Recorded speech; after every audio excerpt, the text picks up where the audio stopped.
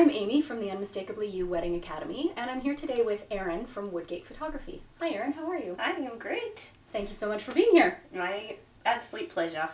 Do you want to tell us a little bit about your business? Yeah, absolutely. So I am the owner of Woodgate Photography. We photograph weddings and portraits, so lots of families also, in London, Ontario and surrounding areas. Fantastic. Yes. So let's say you're meeting with a client for the first time. They're just looking at booking a photographer. What kinds of things should they be asking you? Definitely meeting with the photographer in the first place is really important because it's really good to get to know each other face to face.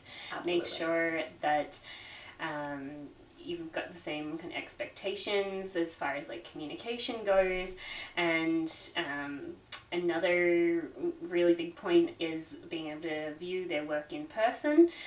So it's really good to be able to see albums and anything else that might be included in your package, and being able to speak through all of the different packages and budget kind of options that you have, and then looking at the agreement and being able to go through face to face, because I know I don't want to read anything, so I don't want to read through a pages long agreement. So it's good to kind of face to face go through point form and see exactly what's included, how many hours, how long to expect your photography to be back by, if you're going to get a sneak peek.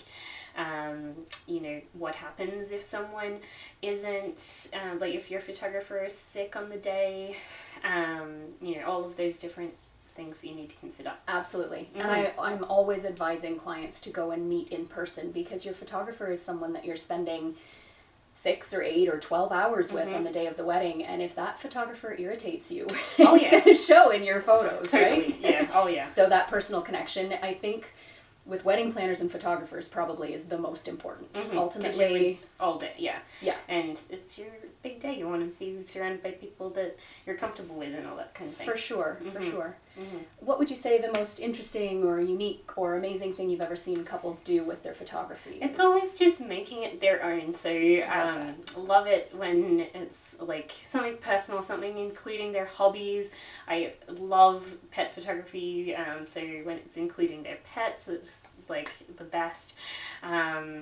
But yeah, I've done like Star Wars themed weddings, like Halloween, kind of all different little things that incorporate their interests, like riding a horse up the aisle, like so yeah. Well, and as you know, I'm all about making it personal, so Yes. one of the many reasons we love working with you. Oh yes. Yeah. What guidance would you give couples to make sure that their photography goes smoothly and is what they want it to be on their wedding day? Yeah, so I think it's really good to have an engagement session just to kind of get together and bond before the wedding. Absolutely. Some people are hesitant to do engagement photos because they think they'll be cheesy, but I think it's good to like get to know your photographer in person, work together before the wedding, and we can kind of on the wedding day then be like, hey, remember that photo that you had as your profile picture for the last year that you really liked from the engagement session? Let's do a similar pose to that. Or it can include like different seasons to your to your actual wedding day, different places. So if there's somewhere that is meaningful to you, like where you had your first date, or pets included. If you don't want to have your crazy dog near your big white wedding dress, then including the dogs in then is good, or cats. So that's like engagement sessions, good to kind of get to know each other really well. Get that awkwardness out of the way, not on your wedding day. Yes.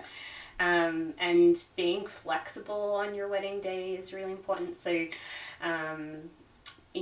just going with the flow, if something doesn't 100% go to plan, just, not getting caught up, not sweating the small stuff kind of thing. And good advice for every element. Yes. Especially the photography. Yeah, well, yeah, and it's, when things go wrong, like my husband dropped me during our first dance instead of doing a dip, that's when, the memories always. Yes, right. Yes. Right. And you're still happily married. Oh, yes. Oh, yeah. That's way that he takes the garbage out every week. Hey, remember how you dropped me during the dance? Yeah, get on that. Yeah.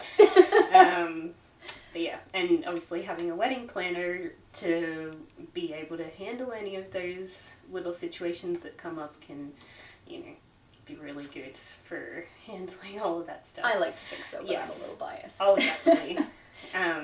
Another thing, I guess, is also having a shot list, so especially of the friend and family groups you want to get together, is really important because it can make things go much faster and things wouldn't get forgotten. So, yeah. Absolutely. I for sure forgot my stepbrothers on my wedding day, and then at the last second I was like, oh guys, get in here. Oh, Yeah. right, yes. Awkward, time wasting. Yeah, shot lists are very important. And yeah, just making sure that your photographer will be okay with taking requests. So like if there's, a certain pose from Pinterest or something like that that you want to be able to do on your wedding day, just having that,